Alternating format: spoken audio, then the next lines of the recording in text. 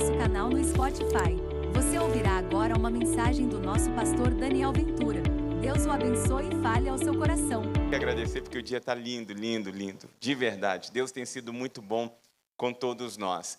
E nós tivemos a oportunidade de louvar o nosso Deus. Eu agradeço por nossa equipe de louvor, pela instrumentalidade de cada um, que tem nos conduzido nesse gesto, sabe, de adoração ao nosso Deus.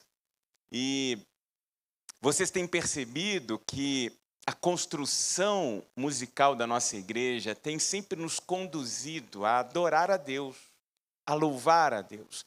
E hoje nós falamos sobre esse Deus que nos enxergou, esse Deus que vem em nossa direção, nos acolhe, cuida de nós. E é exatamente isso que temos feito aqui semanalmente nas nossas celebrações noturnas. Há algum tempo já, eu tenho intercalado com o pastor Heinerson, e a minha parcela aqui de contribuição é refletir, baseado nas Sagradas Escrituras, exatamente sobre esse Deus a quem servimos. Esse tem sido o tema da nossa série.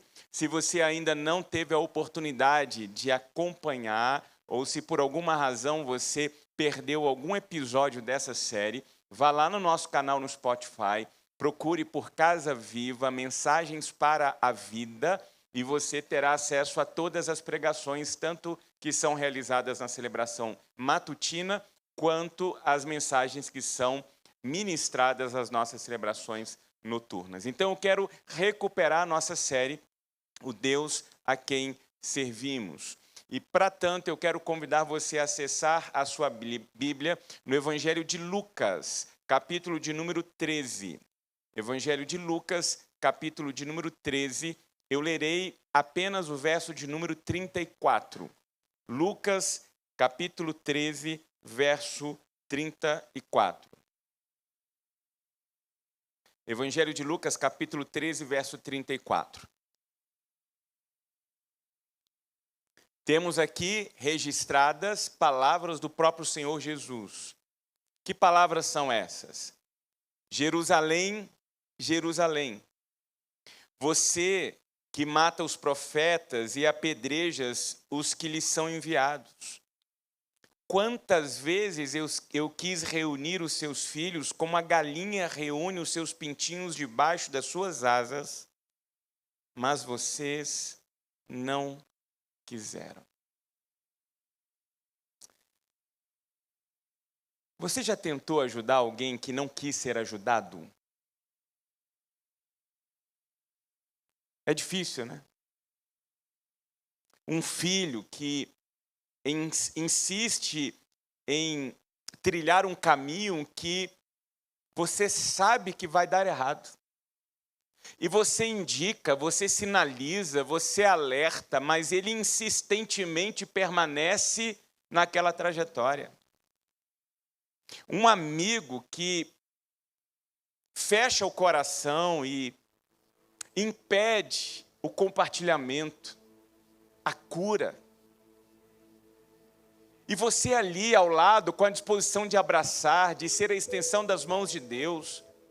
Porque as Sagradas Escrituras nos orientam a isso. Olha, confessem os seus pecados uns aos outros para que vocês sejam curados.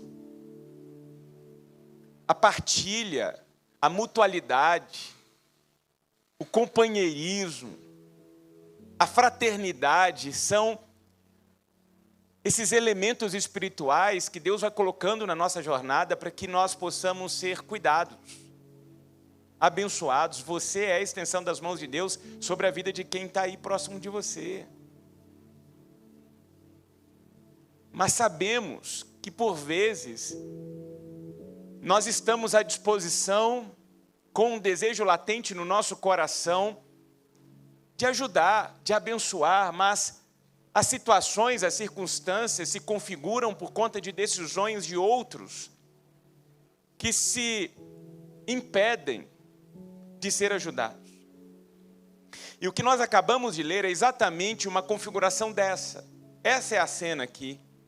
O texto nos mostra que Jesus está diante de Jerusalém. Ele olha para Jerusalém. O seu coração é tomado por compaixão, por misericórdia. Ele deseja cuidar, ele deseja proteger. Ele deseja reunir o seu povo, mas o texto é muito claro que mesmo com a intenção de cuidado, de graça, de bondade, de misericórdia do Senhor Jesus, o povo não quis. E é interessante isso, porque nós temos a tendência de imaginar um Deus distante. Nós temos a tendência de imaginar um Deus invencível, implacável, um Deus que nunca sofre, o Todo-Poderoso. Mas os evangelhos nos mostram algo surpreendente a respeito desse Deus a quem nós servimos. É que esse Deus a quem servimos é um Deus que sofre. Esse Deus a quem nós servimos é um Deus que sente, é um Deus que chora. E Ele faz isso por experiência, Ele faz isso porque se encarnou entre nós. Porque experimentou das contingências da vida, igualmente como você e eu experimentamos a nossa jornada por essa existência. Ele sabe. Algo que havia inclusive sido profetizado pelo próprio profeta Isaías. Foi desprezado, rejeitado pelos homens. Um homem de tristeza e familiarizado com o sofrimento. Então todas as vezes que o sofrimento bater à sua porta, esbarrar em sua vida, lembre-se, Deus sabe o que se passa comigo. Sabe porque experimentou exatamente isso. Na mesma proporção, porque enquanto esteve aqui na condição humana, sofreu as contingências da existência. Jesus foi desprezado, Jesus foi rejeitado, exatamente porque nós, humanidade, não queremos um Deus que sofre. Nós preferimos um Deus que elimine a dor, não um Deus que ande conosco em meio à dor. A verdade é essa.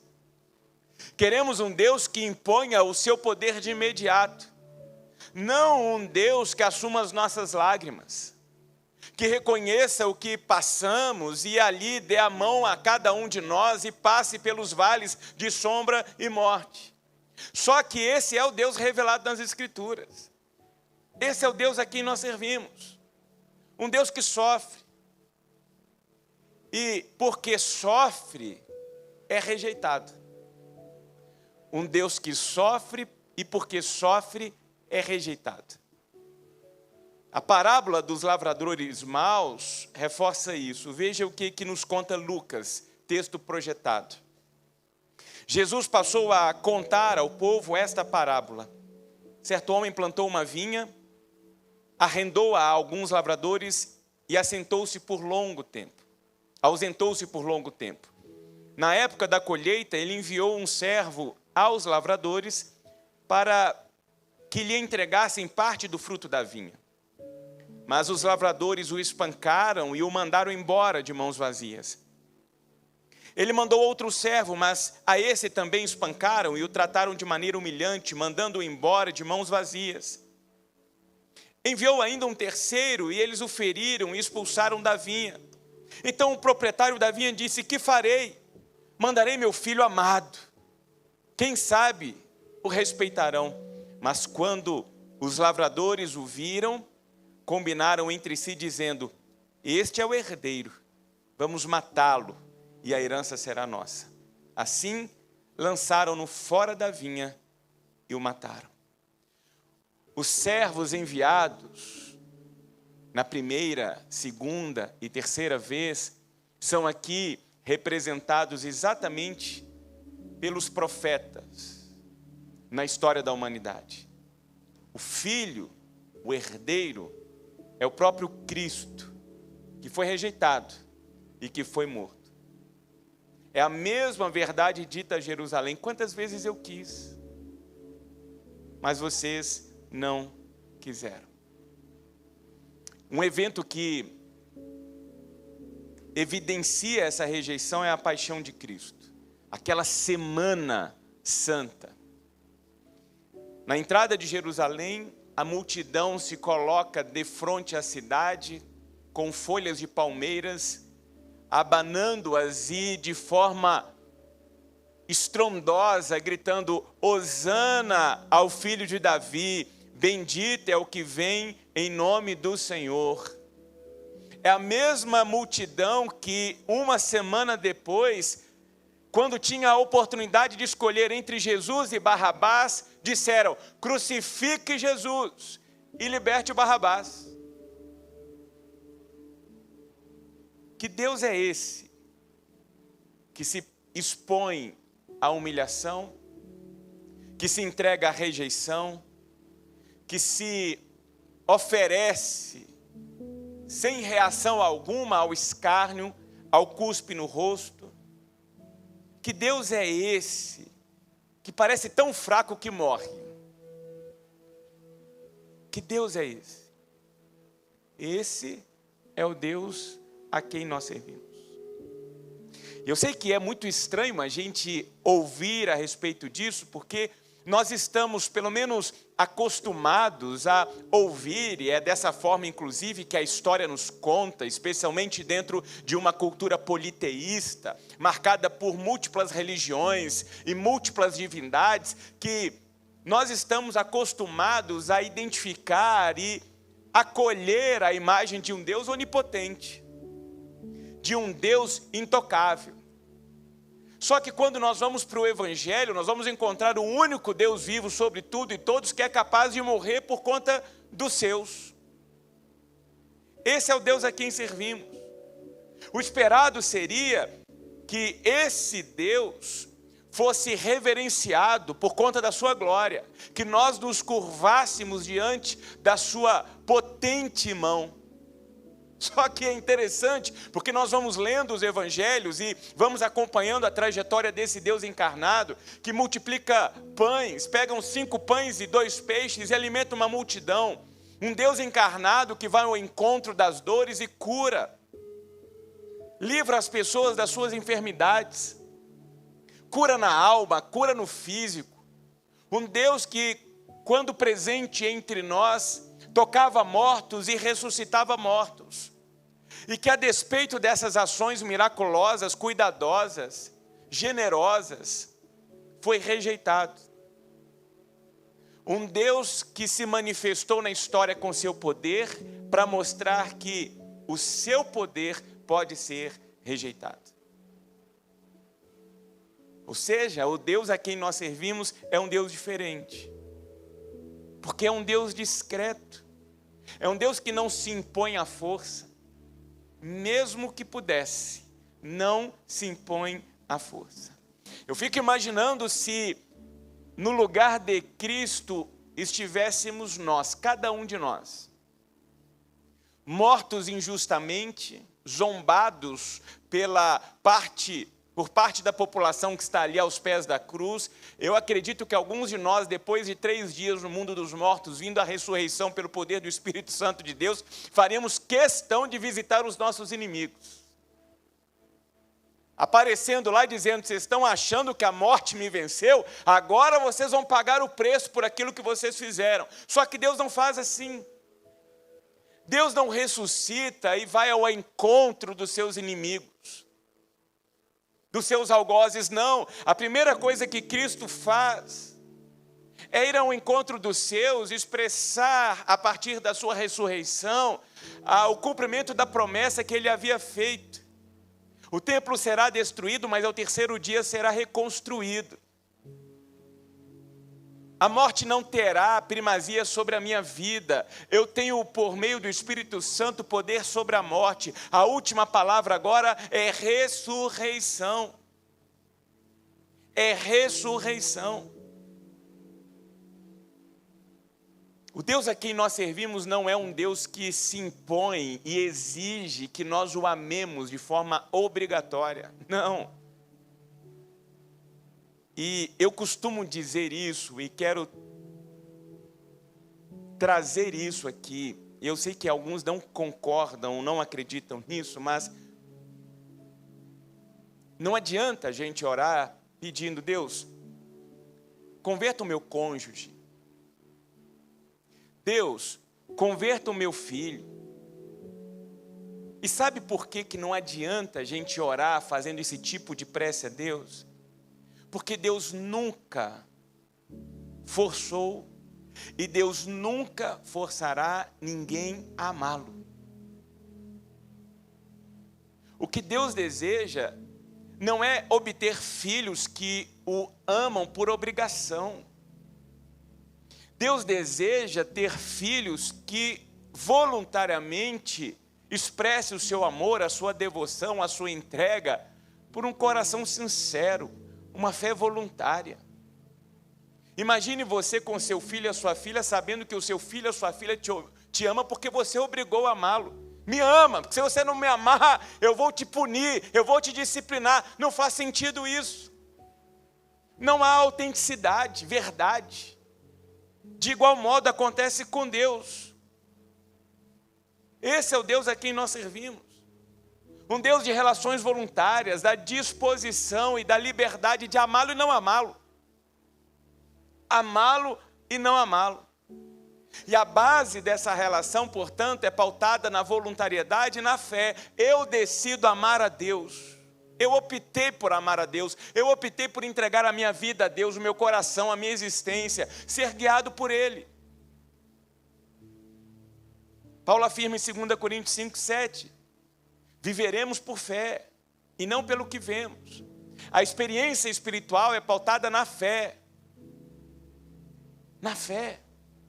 Ou nós cremos nesse Deus que nunca vimos e experimentamos o cuidado dele manifesto nas nossas vidas por meio dessa relação voluntária e manifestada pelo poder gracioso dele conosco.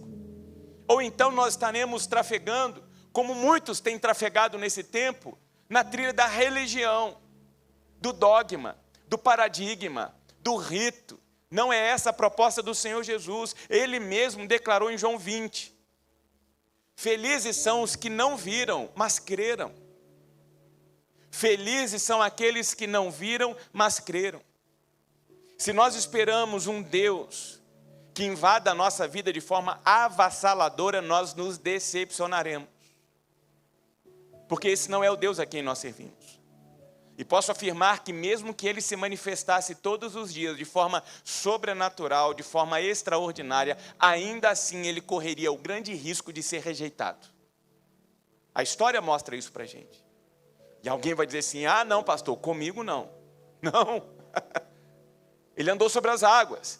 Ele ressuscitou mortos, curou enfermos. Está lá manifestando por meio da sua figura messiânica a identidade dele como filho de Deus, como enviado de Deus, e ainda assim foi crucificado. Quem garante que conosco seria diferente? Que se Cristo andando entre nós nesse tempo não seria igualmente rejeitado e igualmente crucificado? Olha para Israel. Israel viu o mar se abrir, Israel viu pão cair do céu, Israel viu água brotar de pedra, Israel se viu 40 anos andando sem desgastar a roupa, sem desgastar o calçado, viu nuvens se colocando sobre o povo, protegendo contra os raios solares de dia, uma nuvem de luz iluminando o caminho nas noites. E ainda assim, mesmo diante dessa presença de Deus, desse cuidado de Deus, reclamava. E costumava ainda reforçar a reclamação com a seguinte declaração: saudade do Egito. Ah, mas eu saí de lá para morrer aqui. Então o problema não é falta de sinal. Não mesmo. O problema é falta de fé. O problema é essa vida que se entrega de forma voluntária e permite que Deus haja conosco. Porque não é a certeza que nos sustenta. Não é mesmo. E nós deveríamos já ter aprendido isso. Nós somos a geração pandêmica. E descobrimos que não foi o dinheiro, não foram as influências, as nossas credenciais que nos garantiram. Quantas pessoas colocaram pilhas e pilhas de dinheiro em cima da mesa, articularam, por meio da sua influência, movimentos para que pudessem permanecer vivos e já estão mortos há pelo menos 5, 4 anos. Para mostrar que o que nos sustenta não é a certeza, o que nos sustenta é a fé. O que Deus diz lá por meio do profeta Jeremias, no capítulo 29, verso 13? Vocês me procurarão e me acharão quando vocês me buscarem de todo o coração. De todo o coração. Muitos dizem assim: eu quero sentir mais a presença de Deus, eu quero ouvir mais a voz de Deus, mas a intimidade com Deus não acontece de forma automática, não acontece de forma superficial. Lembra da época da caixinha de promessa? Alguns aqui se lembram da época da caixinha de promessa. Eu conhecia esse tipo de crente, o crente da caixinha de promessa. Você chegava lá e tirava. Ó, Deus está falando comigo. Você só tinha coisa boa naquele negócio ali. Você não tinha, vá lá e perdoa o teu inimigo, vá lá, ame o teu inimigo, não. 1000 cairão à sua direita, 10.000 cairão à sua esquerda. A gente não conhece Deus por base de caixinha de promessa. A gente não conhece Deus fazendo uma oração rasa. Antes do almoço, está morrendo de fome, ó Pai, faça mal, faça bem, em nome de Jesus, amém. Não. A gente conhece Deus na intimidade. Deus não se revela no meio da indiferença. Deus se revela a quem o busca com zelo, a quem o busca com entrega. Mas às vezes a gente fica na expectativa do espetacular. A gente se ajoelha durante 5 minutos e quer que quando então abramos os nossos olhos, haja um anjo cuspindo fogo no nosso quarto, escrevendo como oráculo de Deus, os desígnios de Deus na parede dos nossos quartos. Isso não vai acontecer. Não vai. Aí alguém vai dizer assim: ah, mas pastor, a minha cunhada ouve Deus toda hora, a minha cunhada recebe revelação toda hora, a minha cunhada recebe palavra toda hora. É interessante, né? Moisés andou com Deus 40 anos, dia e noite, e não teve esse privilégio. Por que sua cunhada vai ter esse privilégio?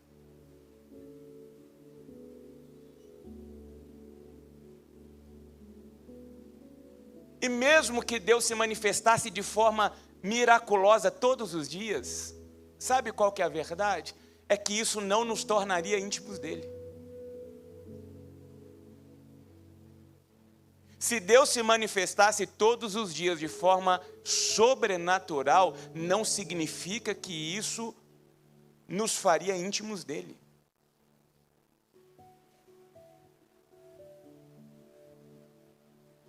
O que a gente aprende com Elias?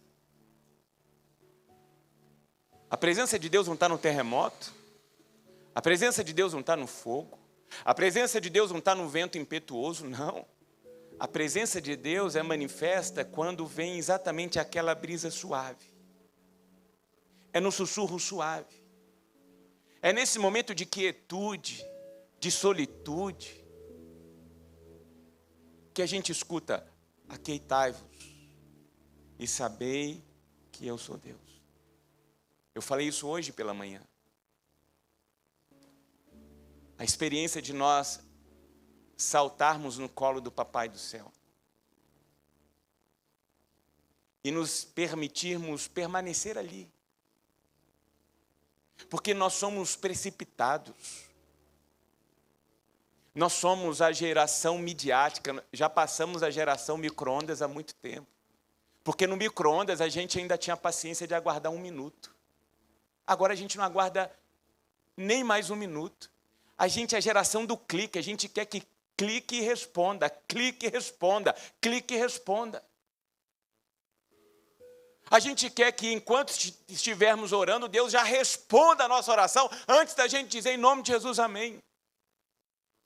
Por quê? Porque tem gente ainda usando a oração como varinha do condão, abracadabra. A gente já está aprendendo isso aqui há tempos. A oração é uma plataforma de comunhão, de percepção da presença de Deus, sabe, de usufruir da bondosa mão do Senhor, do caloroso colo do Papai do Céu. É para isso que a oração serve, não é para mudar a situação, é para cuidar do nosso coração, é para nos fortalecer, é para que então compreendamos a vontade de Deus, a presença de Deus conosco, e a gente então continue andando pela vida, certo de que nós não estamos entregues ao acaso, não, o Senhor está conosco. Nós precisamos entender isso. Quando nós confiamos em Deus mesmo sem vê-lo, nós experimentamos o maior milagre que pode acontecer nas nossas vidas, que é nos sentirmos acolhidos e abraçados pelo braço suave do Espírito Santo de Deus. E a voz desse Espírito sussurrando nos nossos ouvidos, alcançando a nossa alma, dizendo para nós: não temas, eu sou contigo. Tenha bom ânimo, eu venci, estou com você. Esse é o Deus a quem nós servimos. Foi esse mesmo Jesus que no alto daquela cruz declarou: Pai, eu não te sinto. Pai, eu não estou te vendo. Pai, o Senhor me abandonou. Não está evidenciado aqui agora a tua presença. Eu não consigo contemplar a tua companhia aqui. Ele faz essa declaração em uma das 7 palavras que ele expõe naquela cruz. Mas ao mesmo tempo ele diz: eu confio em ti. Eu não estou te vendo, eu não estou te sentindo, mas eu confio em ti, e nas tuas mãos eu entrego o meu espírito. Contra todas as evidências, Jesus Cristo do alto daquela cruz se lançou no colo do Papai do céu. Esse é o convite de Deus para você nessa noite. Contra todas as evidências, contra todos os diagnósticos, contra todas as circunstâncias e situações, contra todas as contingências dessa vida e da sua jornada, creia, o Senhor é contigo. O Senhor é contigo. O Deus a quem servimos não é uma ideia, não é uma força, não, é o seu Pai, o seu Criador, o seu sustentador. Ele te formou, Ele te ama. E o convite dele é esse: se lance nos meus braços, se entregue, mesmo sem ver, mesmo por vezes sem sentir, mas de forma confiante, saltando no colo de Deus, sabendo que os planos que Deus tem para você, Jeremias 29:11, são planos extraordinários para o seu bem. Deus te formou, Deus te criou com um propósito maravilhoso, e você precisa, em nome de Jesus, descobrir esse propósito para que a sua vida seja repleta de sentido. Para que você não entre nesse percentual da humanidade que nem vive mais, só está sobrevivendo, parecem zumbis. Gente morta-viva, está cheio de morto-vivo por aí. Sem alegria, sem prazer, sem contentamento. Hoje nós falamos, a nossa reflexão matutina, sobre o segredo do contentamento. Aprender a andar contente a despeito das situações. Isso é só Deus que pode fazer com você. Nenhum consultório de terapia especializada, nenhum presídio no nosso Brasil, nenhuma política pública é capaz de gerar isso nas nossas vidas, senão o Espírito Santo de Deus em nós. Se você está atrás de um milagre, peça a Deus isso. A percepção do colo dEle. A percepção da boa mão dEle sobre a sua vida. Porque aí faz sentido eu acordar pela manhã, colocar os meus pés sobre o chão e encarar a vida como a vida é. Entendendo que na próxima esquina pode sim haver injustiça, na esquina seguinte maldade, na outra crueldade, mas eu não estou nem aí para isso, sabe por quê? Porque aquele que está comigo é maior do que tudo isso. Eu preciso entender isso. Eu preciso acolher isso como promessa de Deus para mim, porque exatamente esses são os planos do Senhor para você e para mim. Para que a gente viva a vida de forma plena, abundante. Sabe, uma vida que possui largura, altura, profundidade, comprimento. E cada espaço da existência é preenchido com significado, com sentido, com satisfação. Você é feliz com a vida que você tem? Você é satisfeito com aquilo que você tem hoje nas suas mãos? Porque a gente vai descobrir, e o ideal seria descobrirmos isso o quanto antes, que o que mais presta na vida, o que mais tem valor na nossa existência, dinheiro não compra. A gente não pega. Eu já falei isso aqui para vocês. Lembra daquela propaganda lá? Tem coisa que dinheiro não compra. Para todas as outras coisas existe o quê? Você já sabe o que existe. É teologia isso é Bíblia, isso é sabedoria espiritual. Tem coisa que o dinheiro não vai comprar, não vai. Hoje pela manhã eu falava que uma das melhores lembranças que eu tenho da minha vida em família, lá com a minha família Gênese, meu pai, minha mãe e meu irmão, era chegarmos em casa, num período de muita dificuldade, sentarmos, minha mãe pegar lá um ovo, fritar um ovo para cada um, pegarmos um punhado de farinha de mandioca, esparramarmos em cima do ovo e comermos. E sabe o que me traz a maior alegria? Era o que nós vivíamos ao redor daquela mesa. Não interessa o que está sobre a mesa. Porque o que está sobre a mesa, dinheiro compra. O homem toca. Agora, o que está ao redor da mesa, ninguém é capaz de tocar, porque tem a ver com alegria, tem a ver com paz, tem a ver com contentamento, tem a ver com respeito, tem a ver com verdade. E é por isso que Satanás, a gente não evidencia o diabo aqui nessa igreja, porque ele já está derrotado. Mas nós não ignoramos a sua existência, a sua ardilosa capacidade de estar ao nosso redor procurando uma brecha, procurando matar, procurando destruir, procurando uma brecha para entrar com as suas inverdades, para provocar os nossos corações com pensamentos e questionamentos sobre Deus, sobre o cuidado de Deus. Mas a gente precisa vigiar e perceber o que está acontecendo nesse tempo contra as nossas famílias. A nossa igreja tem investido tempo, recursos, ideias, projetos em prol da família. Nós não pegamos um quadro ou dicionário, vamos abrir aqui no dicionário, vamos escolher uma palavra para o ano de 2025. Família, não é sem propósito, é intencional. Porque a família está em processo de desfragmentação. E por consequência disso, nós estamos vivendo o que a gente está vivendo nessa sociedade. São pessoas cada vez mais adoecidas. Teve gente que falou assim, eu não acredito, pastor, porque eu citei aqui, sei lá, semana passada ou semana retrasada, um filho de Deus doente, que casou com um jacaré. O cara vestiu um jacaré de noiva e casou com um jacaré. Tem gente abraçando árvore, tem gente casando com árvore. Tem gente rastejando aí com coleira no pescoço, se achando bicho.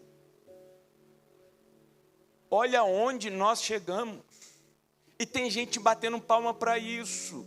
Sabe bater palma para doido dançar? Tem gente fazendo isso. Outro dia uma se enxergava como uma raposa, aí ficava falando. Eu falei, se lá em casa alguém vai com raposa, vai dormir lá no mato. Vai procurar os bichos para comer. Porque raposa não come sentado na cadeira, bonitinho, não. A raposa vai e se vira. Mas está lá.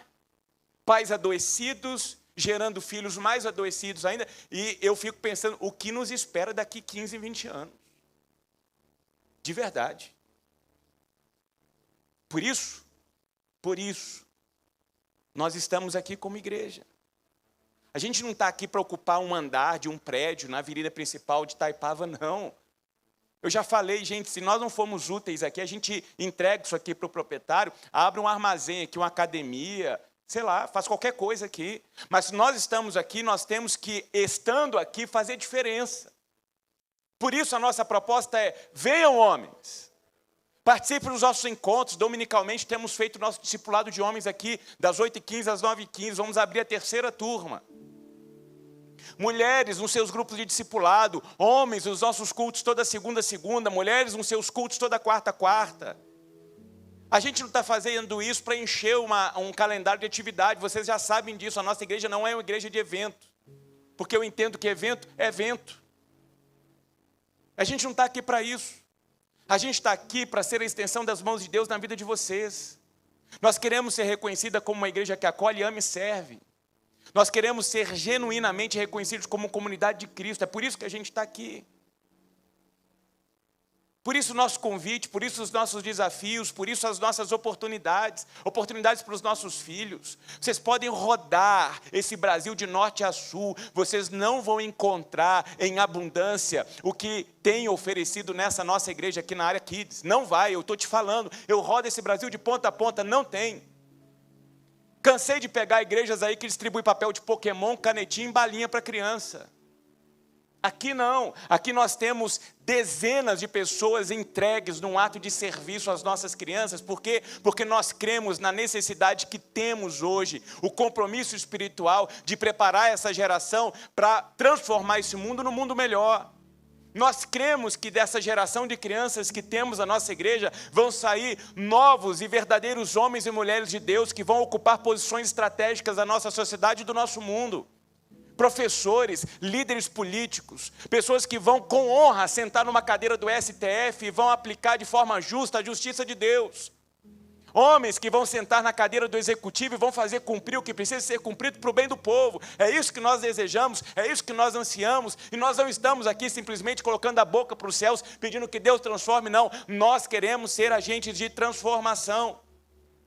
Por isso o convite dele para nós essa noite: venham, venham. Se lance no meu colo, abra o seu coração, mas fica ali e deixa Deus falar com você.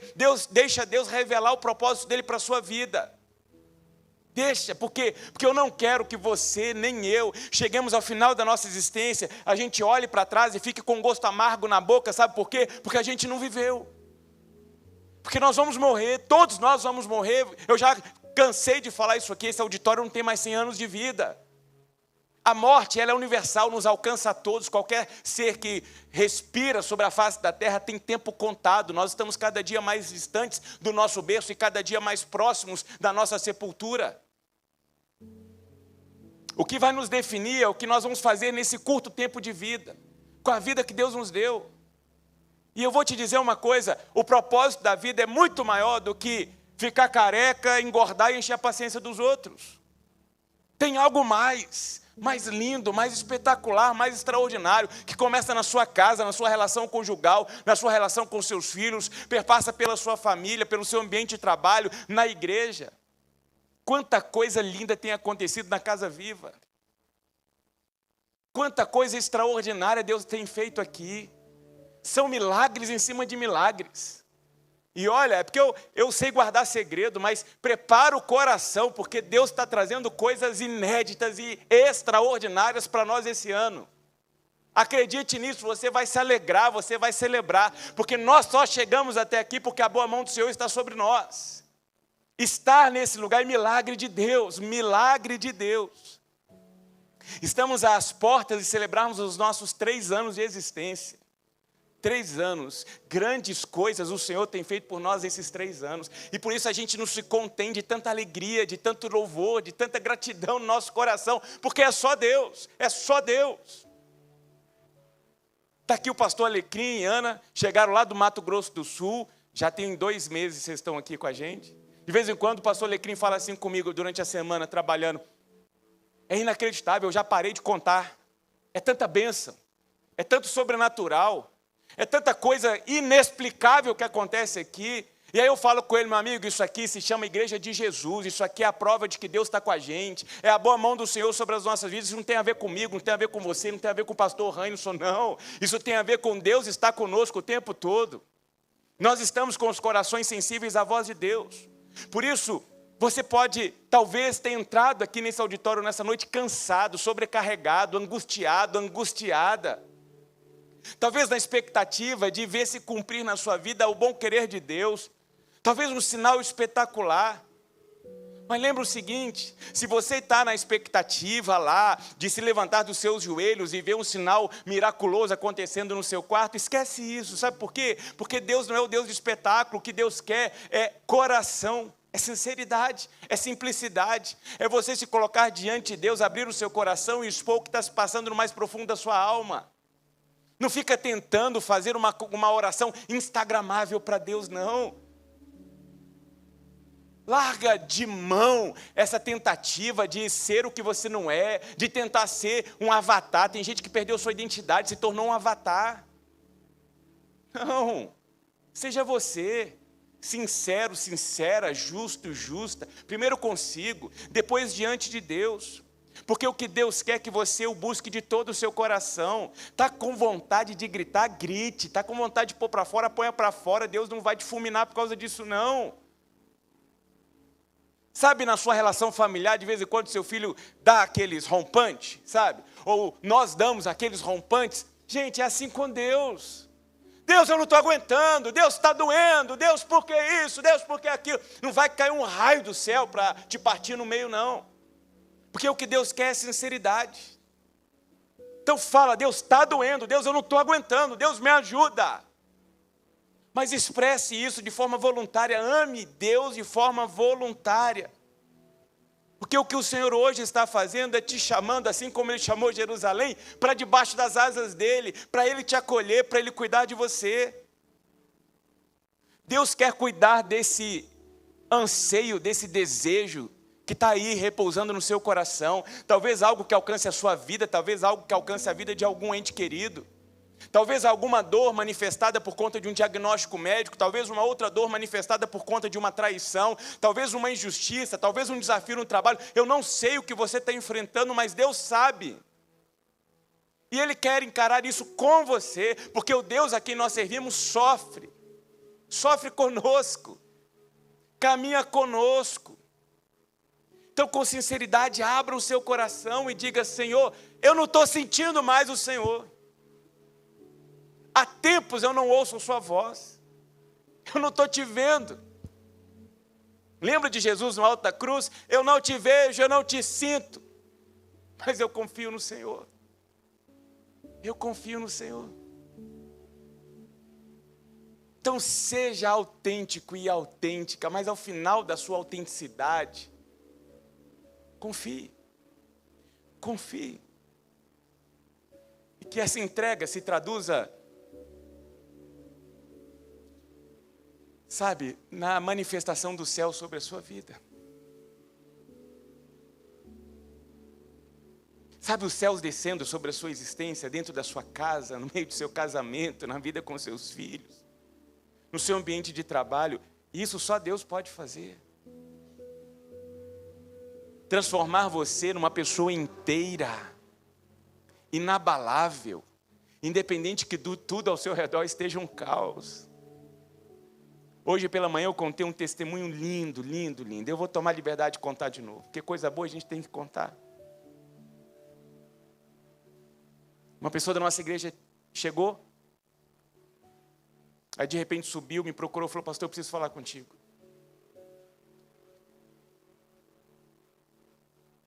Uma mensagem viva falou meu coração hoje, e com todo respeito, pastor, falou mais do que as últimas 10 mensagens do Senhor. Eu falei: louvado seja Deus. Ele falou: pastor, você não faz ideia como que foi chegar lá embaixo no Kids. E ver a Kelly, mesmo que de máscara, sorrindo. Depois da sua primeira semana de quimioterapia, aqui na igreja, disponível, servindo e servindo com alegria. Servindo e servindo com alegria. No dia em que ela e Wander vieram a mim e Natália contar o diagnóstico médico, eu estava aqui em cima, desci e fui orando, falando: Deus, me dê palavras certas e ajuda tanto a mim quanto a Natália a conduzirmos essa conversa para que a gente manifeste de forma clara o conforto, o consolo do Senhor no coração da Kelly, no coração do Wander. Foi constrangedor. Porque assim que eu encontro Kelly, que tinha saído lá do consultório, depois do diagnóstico, e chegou até aqui, foi um sorriso.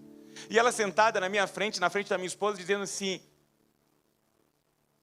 eu não sei explicar essa paz que eu estou sentindo no coração. Sabe o que é isso? Isso não é autoajuda. Isso não é pensamento positivo. Isso é ajuda do alto. É diferente. Isso é graça abundante. Isso é paz que excede o entendimento, que vem da boa mão do Senhor e repousa sobre as nossas vidas. A Kelly é mais um dos milagres que Deus tem realizado aqui entre nós. E eu creio, em nome de Jesus, em nome dEle, para a glória dEle, que nós continuaremos contemplando a manifestação graciosa de Deus nesse lugar.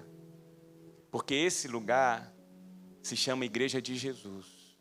Isso aqui não é a igreja do ministério pastor Ventura, pastor Alecrim, pastor... Não, esquece. Essa igreja é cristocêntrica. Quem nos guia é o Senhor Jesus. Quando nós estamos aqui à frente pregando, nós estamos pregando a palavra de Deus. Nós somos responsáveis diante de Deus pelo coração e pela vida de cada um de vocês. Por isso eu queria convidar você a usufruir de todas as bênçãos que Deus tem preparado para a sua vida. Confiando nesse Deus, se entregando a esse Deus. Mesmo que você não sinta, mesmo que você não veja. Mesmo do alto dessa situação e dessa circunstância, você, assim como Jesus, diga: eu confio. Por isso, Deus, nas tuas mãos eu entrego a minha vida. Nas tuas mãos eu entrego o meu casamento. Nas tuas mãos eu entrego os meus filhos. Nas tuas mãos eu entrego o meu ambiente de trabalho. Nas tuas mãos eu entrego fulano, ciclano. Nas tuas mãos eu entrego o sentimento que está aqui machucando a minha alma. Nas tuas mãos eu entrego o meu medo. Nas tuas mãos eu entrego os meus temores. Está aqui, Deus, eu entrego porque eu confio no Senhor. Então eu queria convidar você aí onde você está, para que você feche os seus olhos. Conecte o seu coração ao coração de Deus e usufrua dessa oportunidade para se lançar no colo dEle. E saber que esse Deus que te acolhe nesse momento é um Deus que sabe o que você está sentindo, porque Ele passou por isso quando esteve aqui. Ele sabe o que é sofrer. E por isso Ele está de braços abertos, pronto para te acolher, para cuidar de você.